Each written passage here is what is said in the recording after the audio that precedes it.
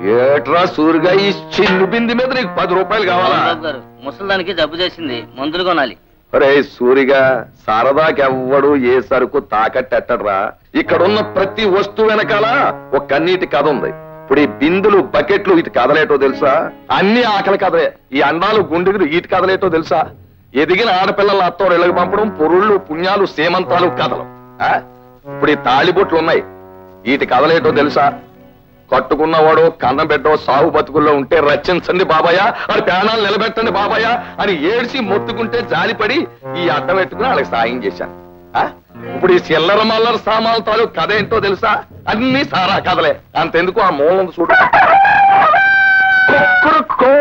ఇదిగా దాన్ని ఇంతప్పుడు 3 ఏళ్ల క్రితం అవసరానికి 10 రూపాయకి ఎవడో తాకట్టిచ్చాడు. ఇప్పుడు ఎంత అయిపోయింది, పెంచలేక చేస్తున్నాను. పొడి కోసు తినేద్దామంటే మన సొప్పదు. బాబా నా కోడి ఏమైపోయింది అని అడగడానికి వస్తాడు, అదో లాంపటం.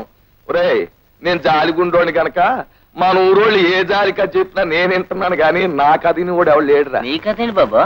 నా కదా ఇదిగో ఈ చీపుళ్ళను కూడా అడ్డం పెట్టుకుని డబ్బులిచ్చే ఎవడైనా ఉన్నాడా ఈ ప్రపంచంలో? నేనున్నాను. ఏం చేతున్నాను? పోనీ మన ప్రజ ఏదో ప్రజాసేవ చేసినట్టు ఉంటది, వాళ్ళ కష్టానికి అడ్డం పడినట్టు ఉంటదని చేస్తున్నాను. ఇలాగా ప్రతి వస్తువు మీద 25 50 అడిగితే నాకు ఒళ్ళు మండిపోద్ది, ప్రజాసేవ చేయడం మానేస్తాను, మీరు కడుపు కలిపి చచ్చిపోతారు. 5 రూపాయలు ఇస్తాను, అంగీకారమేనా బాబు? మీ దయ.